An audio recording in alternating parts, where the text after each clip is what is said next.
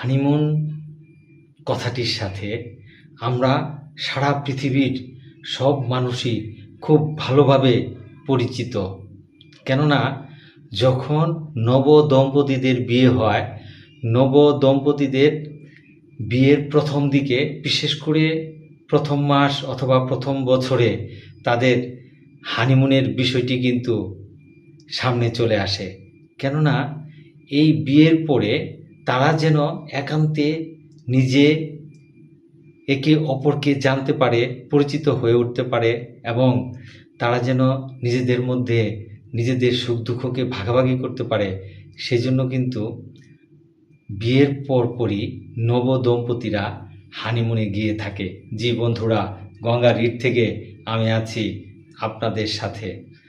আমরা সবাই যদিও হানিমুনের সাথে পরিচিত, কিন্তু আমরা কিন্তু হানিমুনের অর্থ অনেকেই জানি না। জি, হানিমুন শব্দের অর্থ হচ্ছে পূর্ণ চন্দ্রে ভ্রমণ। হানিমুন শব্দের অর্থ আমি আবারও বলছি, এটা জেনে নিলে সবারই কাজে লাগবে। হানিমুন শব্দের অর্থ হচ্ছে পূর্ণ চন্দ্রে ভ্রমণ।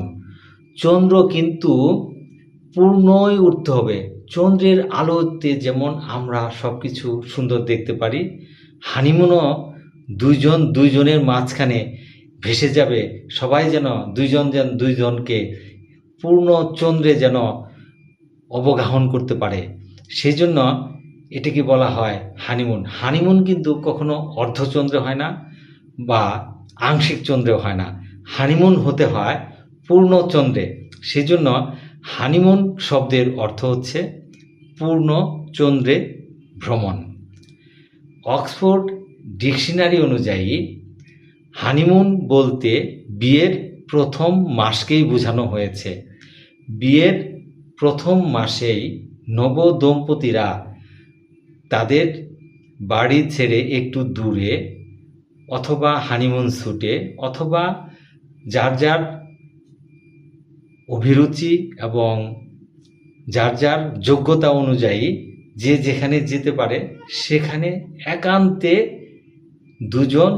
দুজনকে বিলিয়ে দেওয়ার নামই হচ্ছে হানিমুন। সেই জন্য অক্সফোর্ড ডিকশনারি অনুযায়ী হানিমুন শব্দের অর্থ হচ্ছে পূর্ণ চন্দ্রে ভ্রমণ, অর্থাৎ পূর্ণ চন্দ্রে দুজনের মধ্যে অবগাহন করার নামই হচ্ছে হানিমুন। ধন্যবাদ।